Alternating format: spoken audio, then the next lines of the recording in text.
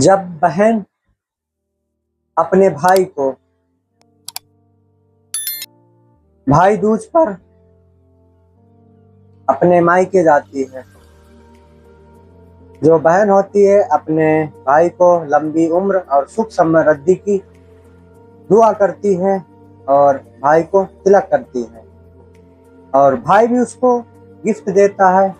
और उसके बाद जो होता है उसको सुनने के बाद आप हैरान रह जाओगे, परेशान रह जाओगे। आदाब, नमस्कार, सत श्री अकाल। स्टोरी के नए एपिसोड में आप सभी का बहुत बहुत स्वागत है। आज की जो सच्ची घटना मैं आपको बताने जा रहा हूँ, ये सच्ची घटना है बिहार की, जहाँ पर एक फैमिली थी, जिस फैमिली में टोटल 4 लोग रहते हैं। तो 4 लोग में से एक लड़का और एक लड़की, 2 माता पिता, टोटल 4 लोग थे। जो लड़का था उसका नाम रामू था और जो उसकी बहन थी उसका नाम सीमा था। सीमा और रामू उम्र में थोड़ा ही अंतर था, छोटे बड़े थे, मतलब 1.5-2 साल का ही डिफरेंस था। तो एक समय आता है, घर की कंडीशन कुछ ऐसी हो जाती है कि घर में खाने के बिलाले पड़ जाते हैं, खाने के लिए दाना नहीं रह जाता। तो माता पिता परेशान हो जाते हैं। जो उनका बेटा होता है रामू, उसको दोनों माता पिता समझाते हैं, बोलते हैं बेटा अब तुम 18 साल की उम्र हो चुकी है तुम्हारी, अब तुम कमाओ और घर की जिम्मेदारियां उठाओ और घर का सारा खर्च उठाओ। तो ये तय कर लेता है जो रामू होता है। तय करने के बाद वह दिल्ली के लिए रवाना हो जाता है, अपने कपड़े वगैरह पैक करके संदूक में रख लेता है। और जो उसके पिता होते हैं उसको स्टेशन तक छोड़ने भी आते हैं।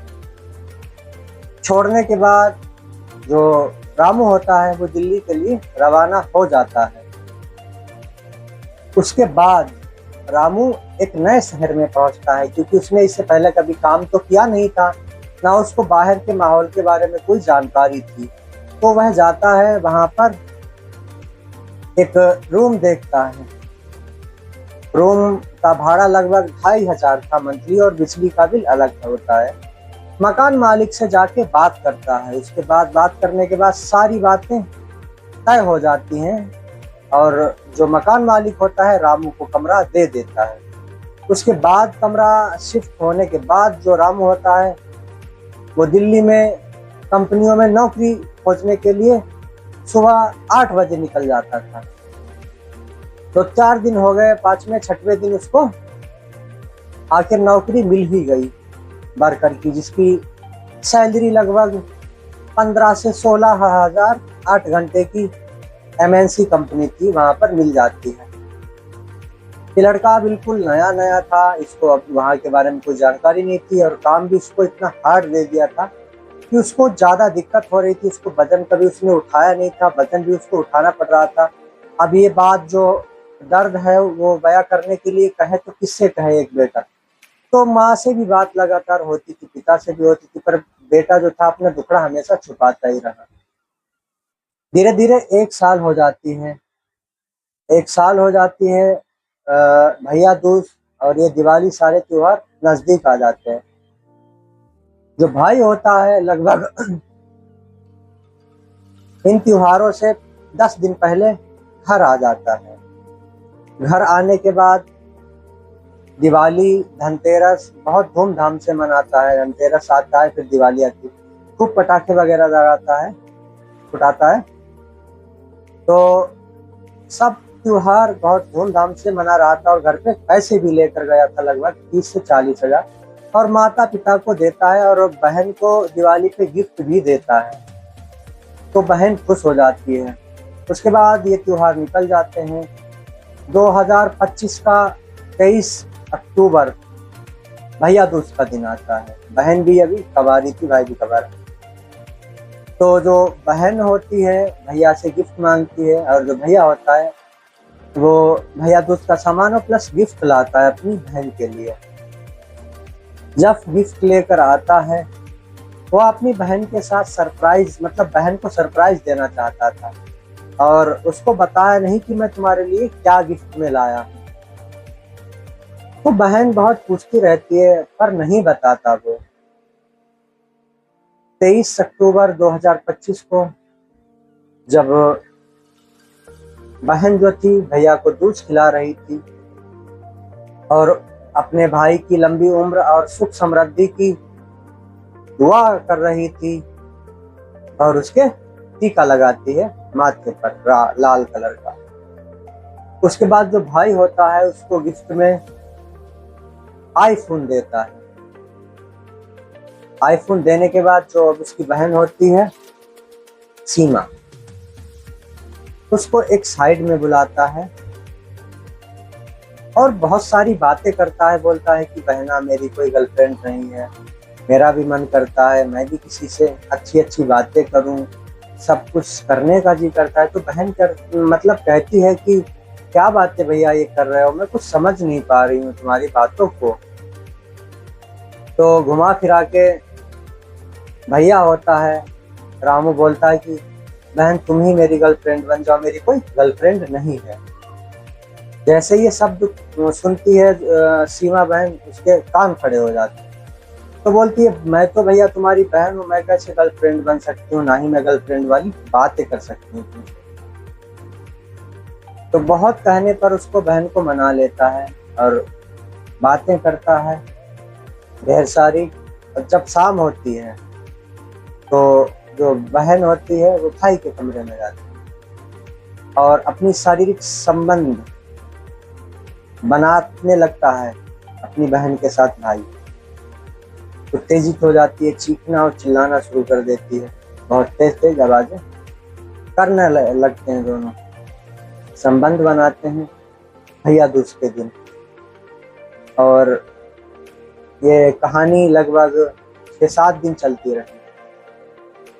भैया दूज के 6-7 दिन तक चलती रही। उसके बाद जो भाई था वो फिर अपनी नौकरी पे चला जाता है। अब नौकरी पे तो चला गया दिल्ली बिहार से, अब उसका मन नहीं लग रहा क्योंकि उसकी शारीरिक संबंध बनाने की लत जो लग चुकी थी, अब उसे ये जो लत थी उसको सताए जा रही थी अंदर ही अंदर। फिर वो नहीं रुका, फिर भाग के आ गया घर में, फिर बहन के साथ संबंध बनाना शुरू कर दिया उसने। तो धीरे धीरे बहुत टाइम तक ऐसा इन दोनों के बीच चलता रहा। जब चलता रहा एक दिन जो बहन होती है सीमा वो प्रेग्नेंट हो जाती है। उसको अचानक से उल्टियां आती हैं, 3 महीने हो जाते हैं प्रेगनेंसी के। तो उसकी माँ उसको उल्टियां करते देख लेती है और उसको एक साइड में ले जाकर पूछती है क्या हुआ बेटा।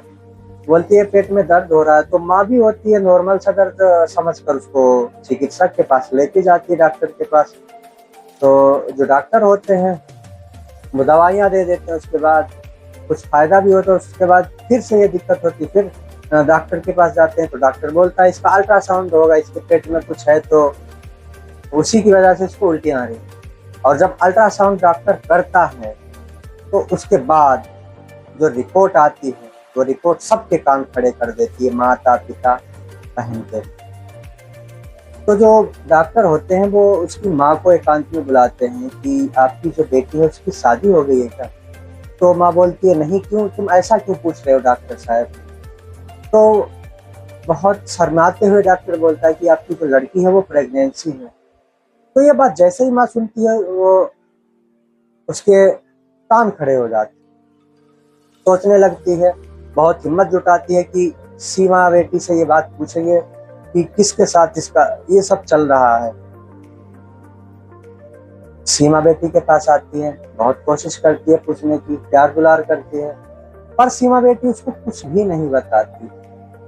लगातार माँ का ये जो सिलसिला था पूछने का ये जारी रहता है और अंत में जो सीमा होती है वो अपनी माँ को सारी बातें बता ही देती है और बोलती है कि किसी को बोलना नहीं माँ।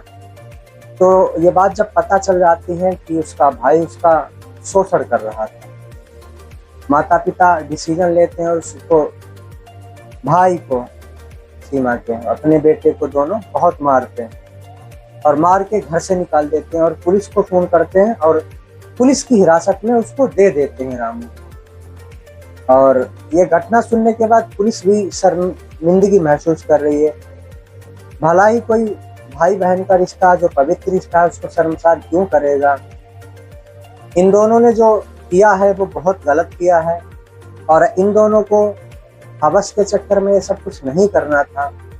और जो भाई बहन का रिश्ता होता है वही उस रिश्ते को पवित्र बनाए रखने का ही इनको रखना था, कायम रखना था।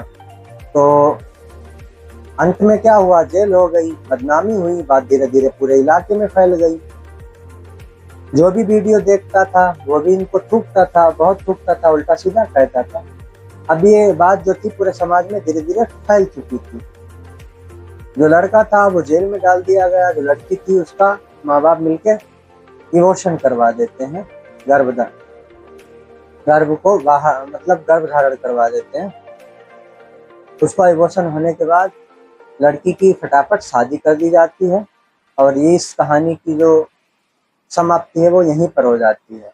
क्या दोस्तों इन दोनों ने सही किया या गलत किया? आप लोग की जो राय हो वो कमेंट करके मुझे ज़रूर बताइएगा।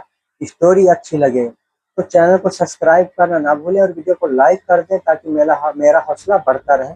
मिलते हैं अगली नई स्टोरी में, जब तक के लिए जय हिंद, वंदे मातरम। आप सभी अपना ख्याल रखें।